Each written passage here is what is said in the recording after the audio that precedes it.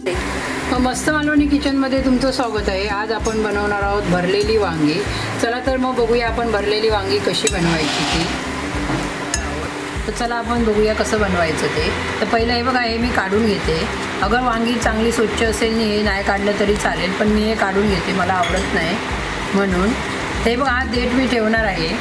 तर इथे बघा मी एक विळी घेतली आहे आणि विळीवरती हे बघा असं कापून घेणार आहे देठ, हे बघा। आणि आता आपल्याला याला 4 लाईनी पाडून घ्यायच्या आहेत किंवा कापून घ्यायचं आहे बघा असं। आणि हे बघा मी आता 2 भाग केले। कीड आहे का आपल्याला व्यवस्थित बघून घ्यायची आहे। हे बघा 4 भाग केले, तर इथे कीड नाही आहे, तुम्ही बघू शकता। तर आता इथे मी परत कापून घेते असं, म्हणजे कुठे कीड असेल तर आपल्याला दिसेल म्हणून। हे बघा ह्या पद्धतीने आता हे बघा मी सर्व वांगी कापून घेणार आहे, हे बघा अशी। तर आता आपण वांगी भरण्यासाठी मसाला बघूया। तर इथे बघा मी शेंगदाण्याचं कूट घेतलं आहे। ते इथे मी हे बघा 4 चमचे घेते। शेंगदाणे भाजले होते, सोलून त्यांना मिक्सरला बारीक लावून घेतले। तर हे 4 चमचे शेंगदाण्याचं कूट घेतलं आहे। इथे मी कसुरी मेथी घालून घेते। इथे 1 चमचा धना पावडर घालून घेते। अर्धा चमचा हळद घालून घेऊया। 1 चमचा हे बघा जिरा पावडर घालून घेते। हा बघा किचन किंग मसाला 1/2 चमचा घालून घेते। हे आलं लसूण पेस्ट ही बघा 1 चमचा घालून घेऊया। चवीनुसार मीठ घालून घेऊया। मालवणी मसाला आहे, याची लिंक मी तुम्हाला देईन कसा बनवला तो। 1 चमचा घालून घेऊया। आणि बघा कोथिंबीर बारीक चिरलेली घालून घेऊया। सर्व मिक्स करूया।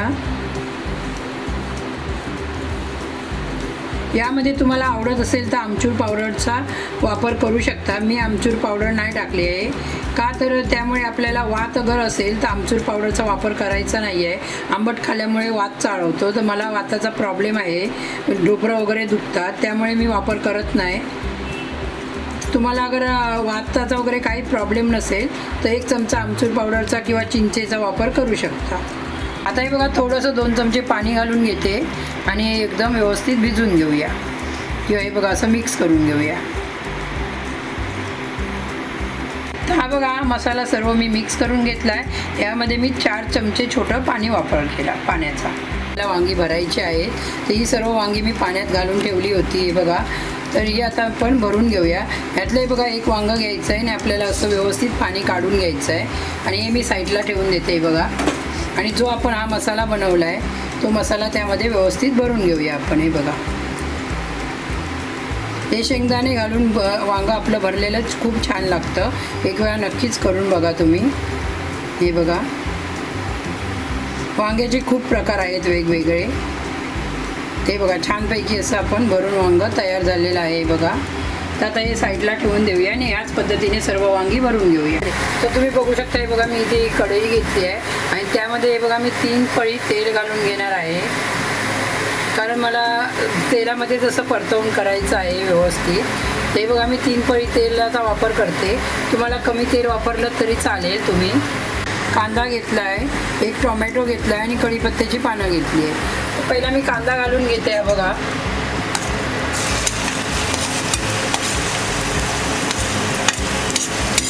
कढीपत्त्याची पानं पण घालून घेते आणि आता याला आपण व्यवस्थित असं परतून घेऊया, हे बघा। आणि गुलाबी होईपर्यंत भाजून घेऊया कांदा। तर हा बघा मी टोमॅटो घालून घेतला, कॅमेऱ्यामध्ये यायला थोडा वेळ लागला त्यामुळे दिसला नाही आहे तुम्हाला। तर हा बघा मी टोमॅटो घालून घेतला। कांदा ज्यावेळी आपल्याला ब्राऊन कलरचा होतो त्यावेळी टोमॅटो घालून घ्यायचा आहे, ते बघा। आता टोमॅटो व्यवस्थित आपण भाजून घेऊया। 1/2 चमचा आलं लसूण पेस्ट घालून घेते आणि व्यवस्थित असं मिक्स करूया आपण। मसाला व्यवस्थित भाजला तर आपल्या भाज्या खूप छान बनतात। त्यावेळी थोडं स्लो गॅसवरती मसाले व्यवस्थित भाजून घ्यायचे आपण। तर आता हे बघा कांदा, टोमॅटो, कढीपत्ता, आलं लसूण पेस्ट व्यवस्थित अशी भाजलेली आहे। आता आपण त्यामध्ये सुके मसाले घालून घेऊया। तुम्ही बघू शकता, हे बघा एकदम थोडी 1/2 चमचा मी हळद घालून घेते, अर्धा चमचा धना पावडर आणि आपला मसाला मालवणी अर्धा चमचा घालून घ्यायचा आहे आपल्याला। थोडी कोथिंबीर घालून घेऊया आणि असं व्यवस्थित मिक्स करून घेऊया.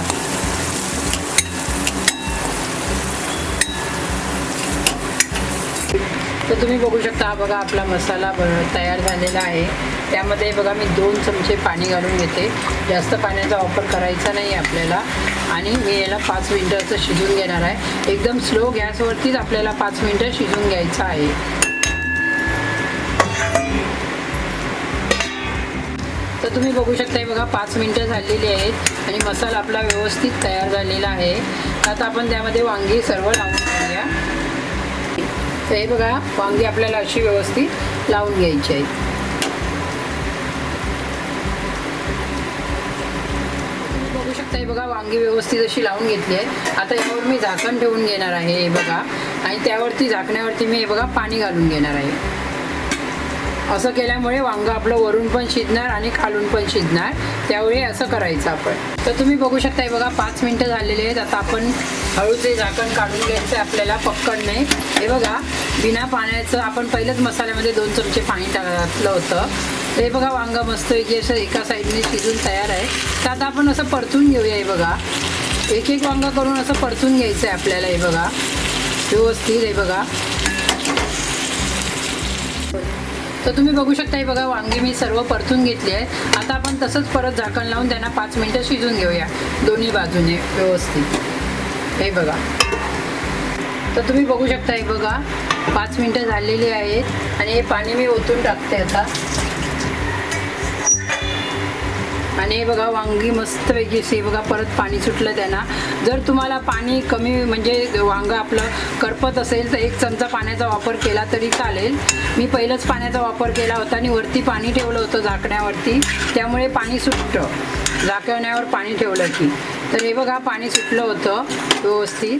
झाकण ठेवतो ना त्यावेळी आपल्या भाजीला किंवा वांगं असं ठेवलं तर पाणी सुटतं. तर हे बघा पाणी व्यवस्थित सुटलेलं आहे.